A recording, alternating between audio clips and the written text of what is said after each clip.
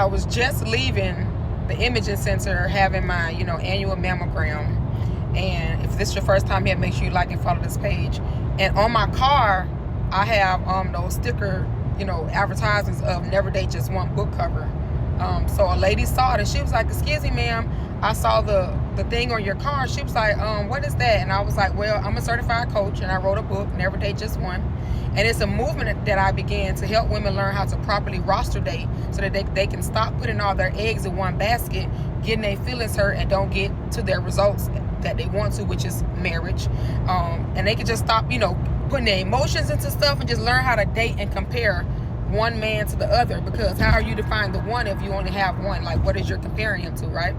So she was like, "Dang, that's crazy, because I just had an incident where I could have used that book." I had said, "What do you mean?" She said, "Well, I just finished dealing with a guy."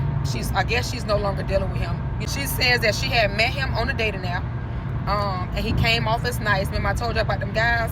It's only three types of guys on dating apps: the leftover rejects who really have no options, the convicts that are looking for somebody to hold them down or pen pal them while they're in prison, and the men that are in full relationships, whether they married or long term. They're not leaving their girl, but they just want to dip into some ponds and lie to some women because they feel like women that are on dating apps are desperate.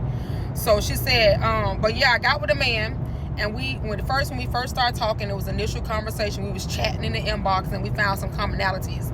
I'm like, "Are you sure you found commonalities?" She was like, "Well, yeah, it seemed like we did." I had what I can take from it is that she got into that inbox. They was chatting away.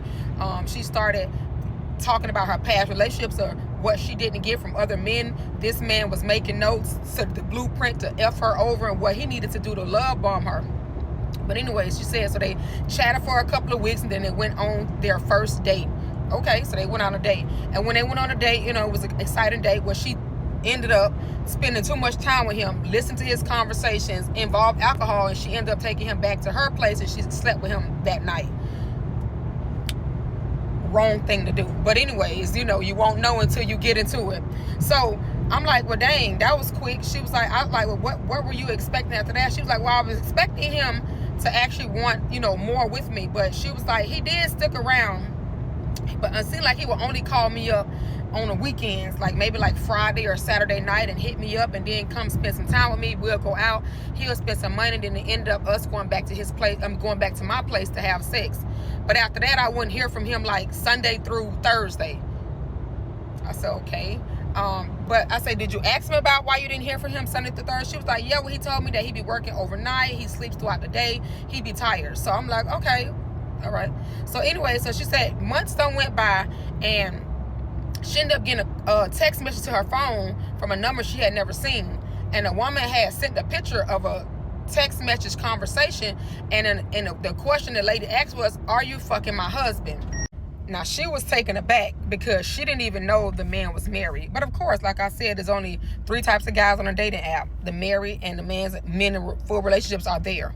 I said she missed the red flags when she can tell me that he would not text or call her Sunday through Thursday, but he would show up on the weekend, spend some money, and they would go back to sex. Red flag, red flag, red flag.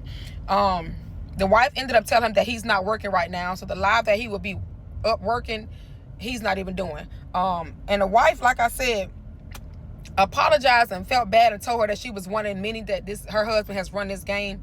But she said she's not leaving out of the marriage because they have children, and that's just where she at. So at the end of the day, what I want to tell y'all is this: you have to look at the red flags, stop dismissing them just because your feelings got involved. That's why I told y'all to never date just one.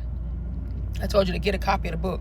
I told you to learn how to self-evaluate, process your needs assessment, because while he was getting all his needs met from you, it doesn't matter if he was willing to spend a couple of $100s of his wife's money. It wasn't his. It didn't bother. While he was getting his needs met from you, your needs were still unfulfilled. And you couldn't even contact him when you wanted to. You had to wait till he contacted you.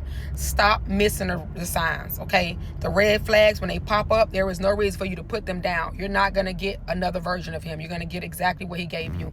Get your copy of Never Date Just One.